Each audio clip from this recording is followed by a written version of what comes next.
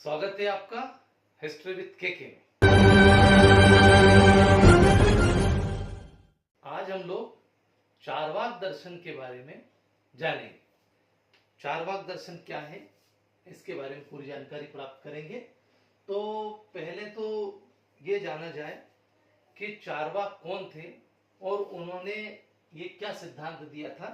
तो चारवाक जो थे वो एक पहले के भारत के जो थे प्राचीन एक दार्शनिक थे, एक विचारवादी थे, जिन्होंने एक विचार दिया, एक सिद्धांत दिया जिसको हम चारवाक दर्शन कहते हैं। चारवाक का मतलब होता है चारु वाक। चारु वाक मतलब ऐसा वाक्य, ऐसी बात जो सबको मीठी लगे। तो ये एक प्रकार का जो सिद्धांत थे ये भौतिकवादी सिद्धांत थे। कौन थे चारवाक?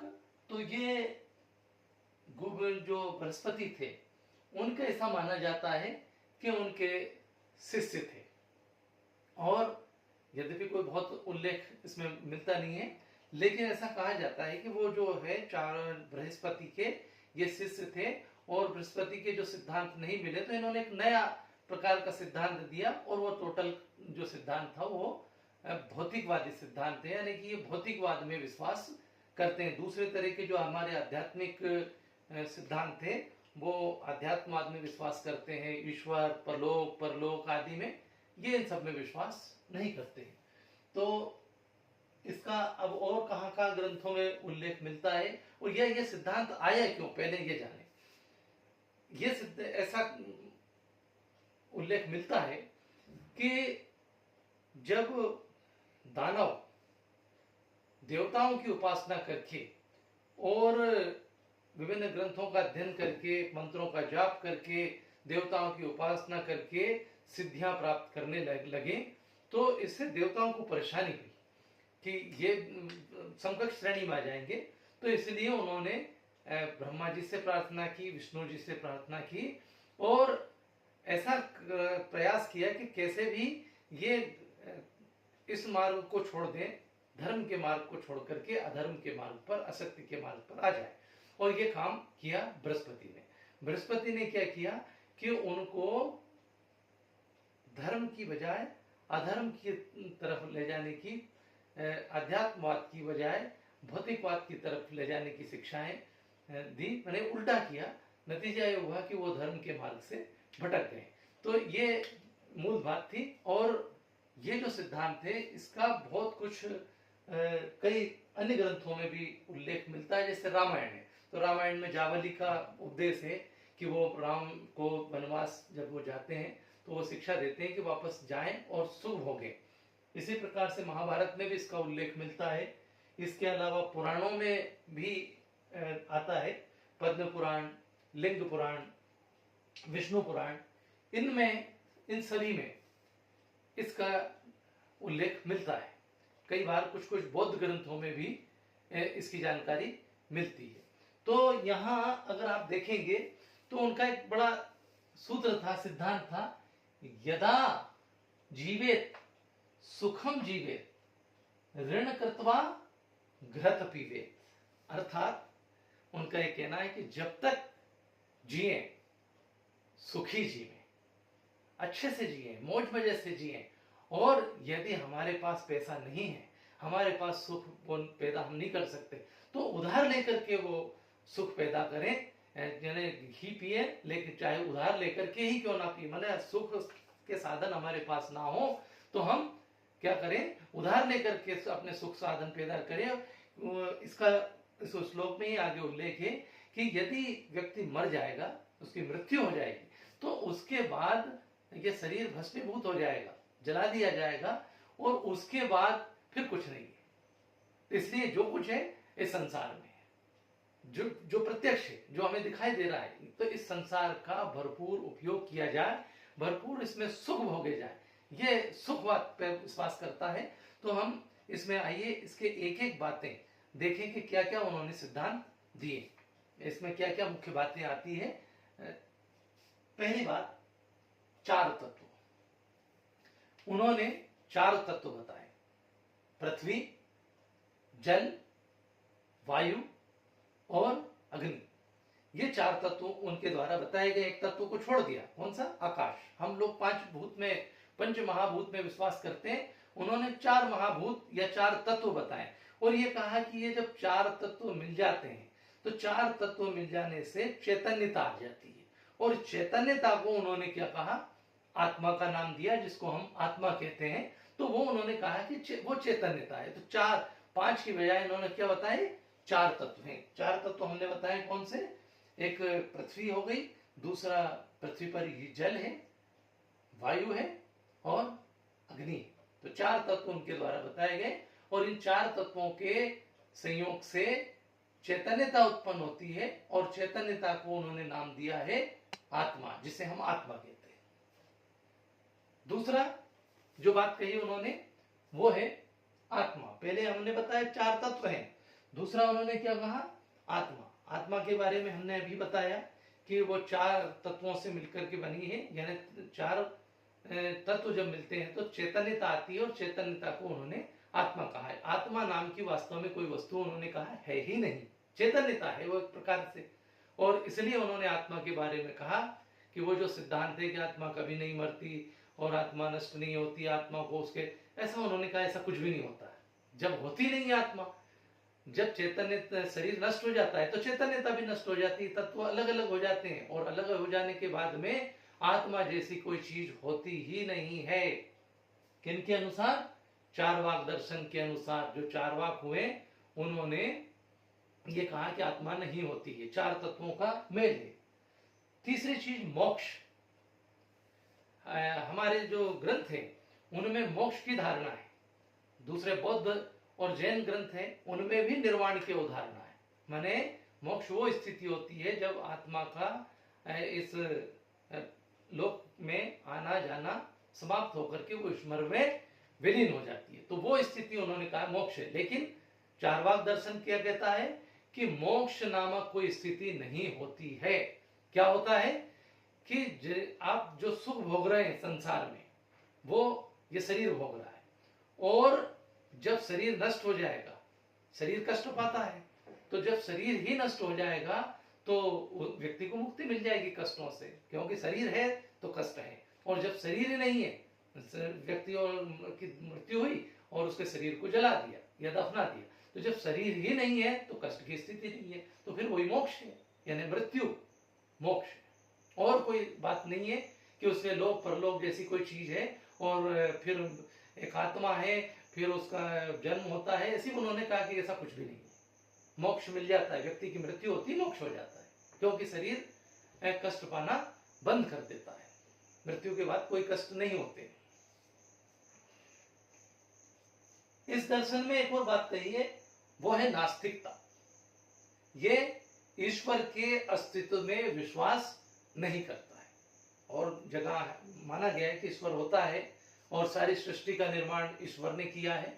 ये मानते हैं कि ईश्वर ने किसी सृष्टि का निर्माण नहीं किया है और ईश्वर जैसी कोई चीज होती ही नहीं है, यानी भौतिकतावादी है, भौतिकवादी सिद्धांत है। तो ईश्वर के अस्तित्व को ये नहीं मानते और ये कहते हैं कि भाई जो संसार है वो संसार तो चलता रहता है और जो जैसे दूध है तो दूध से दही बनता है, एक जीव से दूसरे जीव पैदा होते हैं, तो वैसे सब कुछ चलता रहता है, इसमें ईश्वर की कोई जरूरत नहीं है और ना ईश्वर होता है इनके अनुसार।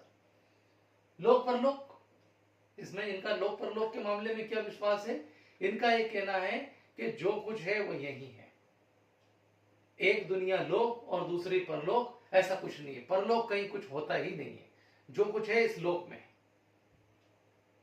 और इसीलिए वो ये भी कहते हैं कि एक सिद्धांत है हमारा कि व्यक्ति जैसे कर्म करता है उसके अनुसार उसको परलोक मिलता है, फिर वापस इस लोक में जन्म होता है और उसको कर्मों का फल मिलता है।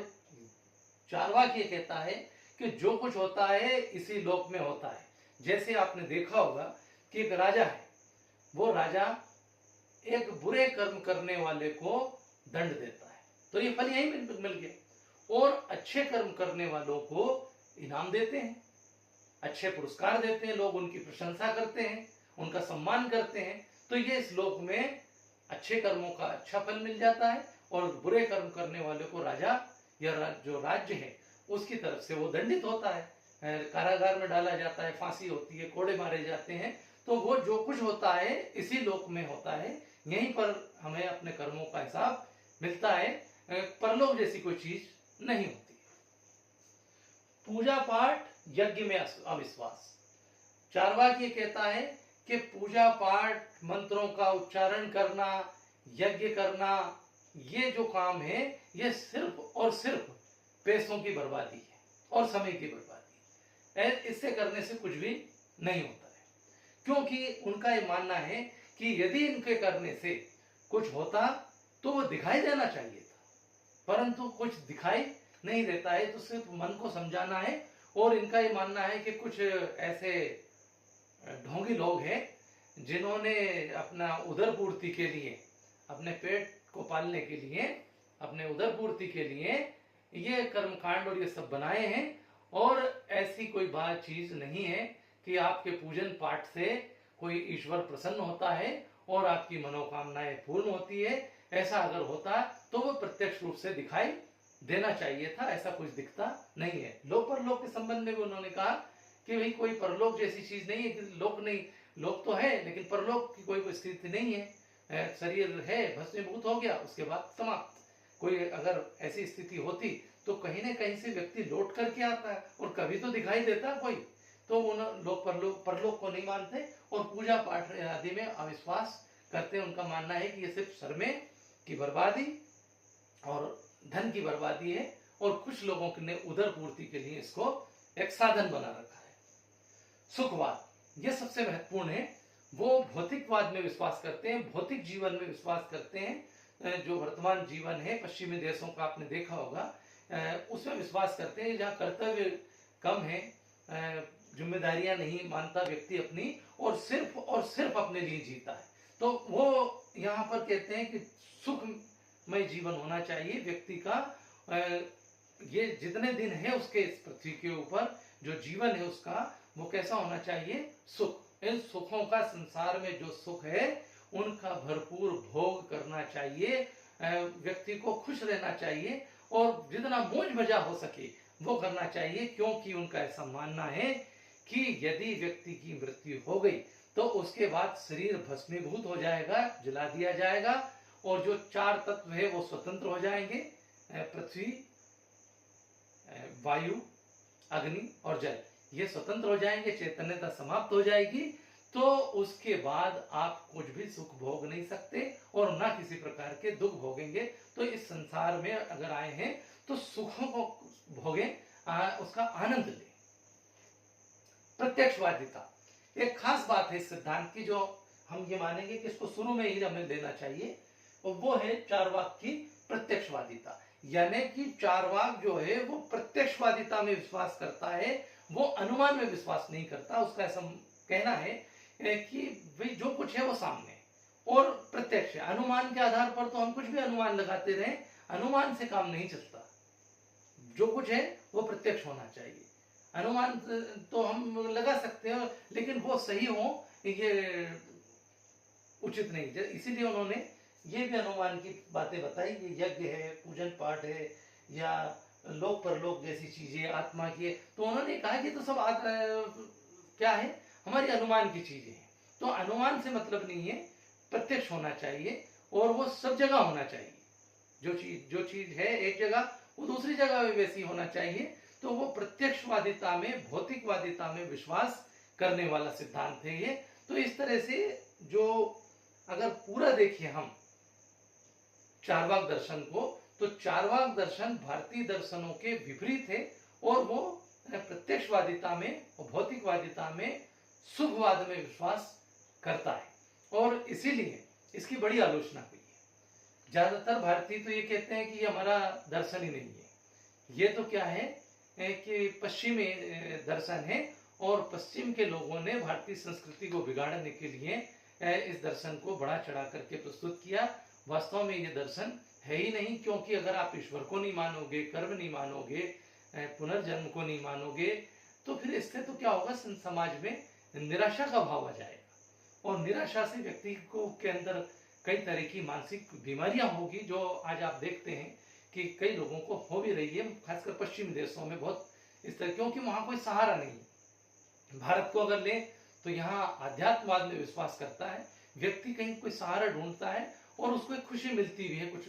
तो ये भारतीय दर्शन में इस सिद्धांत की बड़ी आलोचना की गई है, यद्यपि ये एक दार्शनिक सिद्धांत है और इसकी खास बातें हमने देख ली कि क्या क्या है।